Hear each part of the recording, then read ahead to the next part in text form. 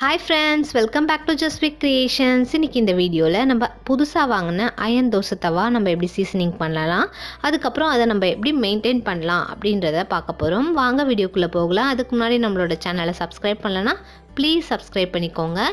இதில் கரண்டியும் சேர்த்து நான் சொல்லியிருக்கேன். ஸோ வாங்க போய் பார்க்கலாம்.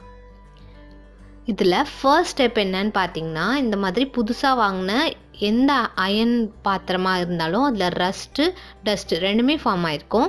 ஸோ அதை நம்ம வந்து க்ளீன் பண்ணி எடுக்கணும். ஃபஸ்ட்டு இந்த மாதிரி சாஃப்ட் ஸ்க்ரப்பர் வச்சு நம்ம க்ளீன் பண்ணிப்போம். இரும்பு ஸ்க்ரப்பர் எடுக்காதீங்க, இந்த மாதிரி ஸ்க்ரப்பர் வச்சு ஸ்க்ரப் பண்ணிக்கலாம்.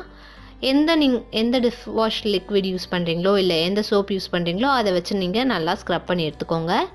ரொம்ப அழுத்தி தேய்க்காதீங்க, ஸ்க்ராச்சஸ் ஃபார்ம் ஆகிடும். ஸோ ஜென்டலாக தேய்ச்சி எடுத்துக்கலாம். ஒரு வாட்டி நீங்கள் க்ளீன் பண்ணும்போதும் இதே ப்ரொசீஜரே ஃபாலோ பண்ணலாம். ஆனால் ஒரு வாட்டி சீசனிங் பண்ணி ஆகணும்.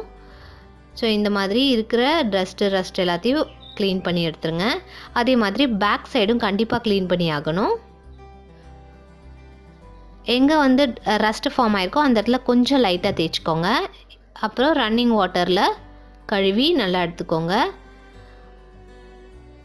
ஃபஸ்ட் டைம் உங்களுக்கு அழுக்கு போகல அப்படின்னா 2-3 வாட்டி கழுவிக்கலாம்.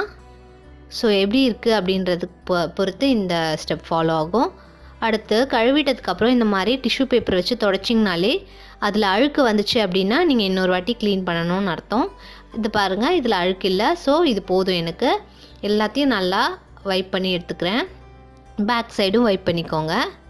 அதுக்கப்புறம் பேனை வந்து நம்ம அடுப்பில் வச்சு ஹீட் பண்ணிவிட்டு நல்லெண்ணெய் யூஸ் பண்ணி சீசனிங் பண்ண போகிறோம். எதுக்கு நல்லெண்ணெய் அப்படின்னா, நார்மல் எண்ணெயை விட நல்லெண்ணெய் வந்து கொஞ்சம் திக்னஸ் அதிகமாக இருக்கும். ஸோ சீசனிங் பண்ணும்போது நல்லாயிருக்கும். அதுக்காக தான் நம்ம நல்லெண்ணெய் எடுத்துக்கிறோம். அதில் கொஞ்சமாக ஆனியன் போட்டு நல்லா வதக்க போகிறோம். நல்லெண்ணெயை வெறுமனையே வதக்க முடியாது. ஏன் அப்படின்னா நிறைய புகை வரும்ன்றதுனால நம்ம ஆனியன் போட்டு சீசனிங் பண்ணுறோம். அதுக்காக தான் நம்ம ஆனியன் யூஸ் பண்ணுறோம். அதே மாதிரி ஒரு டைம் நீங்கள் தோசை சுடும்போது ஃபோக்கில் வந்து ஆனியனை கட் பண்ணி சொருவிட்டு அதை வச்சு தேய்ச்சி எடுங்க. அப்படி இல்லை அப்படின்னா கிளாத் வச்சு எடுக்கலாம். கிளாத்தில் வந்து நம்ம ஆயில் டிப் பண்ணி இப்போ இந்த அளவுக்கு வெங்காயம் வதங்கினோடனே அதை எடுத்து தூக்கி போட்டுடலாம். அந்த வெங்காயம் யூஸ் பண்ணக்கூடாது. அடுத்து இந்த மாதிரி வைப் பண்ணிக்கோங்க. ஃபஸ்ட்டு தோசை சுட போகிறேன் நான். இப்போ இந்த ப்ராசஸிங்க்கு பார்த்திங்கன்னா ஜஸ்ட் ஒரு 1/2 hour போதும்.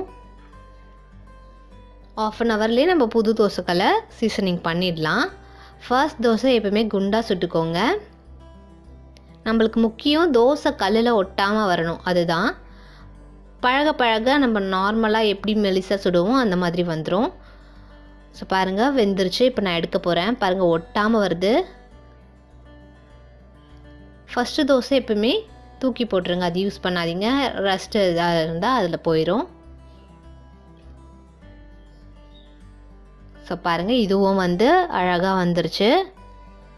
இதே மாதிரி நம்ம சுட சுட நம்மளுக்கு நார்மலாக நம்ம பழைய தோசைக்கல் எப்படி இருக்கோ அந்த அளவுக்கு வந்துடும். ஸோ இந்த ப்ரொசீஜர் நீங்கள் ஃபாலோ பண்ணலாம் கண்டிப்பாக. இப்போ பாருங்கள், ஃபர்ஸ்ட் தோசையோட இது ஓரளவுக்கு நல்லா வருது. அதே மாதிரி தோசையில் வந்து எண்ணெயும் சுற்றி ஊற்றிக்கோங்க ஸ்டார்டிங்கில் சுடும்போது. பாருங்கள், இதுவும் நல்லா வந்துருச்சு. இந்த மாதிரி எப்பயுமே சுற்றி எடுத்து முடிச்சதுக்கப்புறம் அதில் இருக்க அந்த தோசையோட அந்த சின்ன சின்ன பீசஸ்லாம் தொடச்சி எடுத்துட்டு அந்த ஆயிலை அப்படியே விட்டுருங்க. தண்ணியில் கழுவக்கூடாது. தண்ணியில் கழுவிட்டிங்க அப்படின்னா ரஸ்ட்டு ஃபார்ம் ஆகிடும். ஸோ இதை அப்படியே விட்டுட்டு பேக் சைடும் நீங்கள் வந்து கொஞ்சமாக ஆயில் விட்டு அப்ளை பண்ணி அப்படியே ஒரு ஓரமாக வச்சுருங்க, தண்ணி படாத இடத்துல.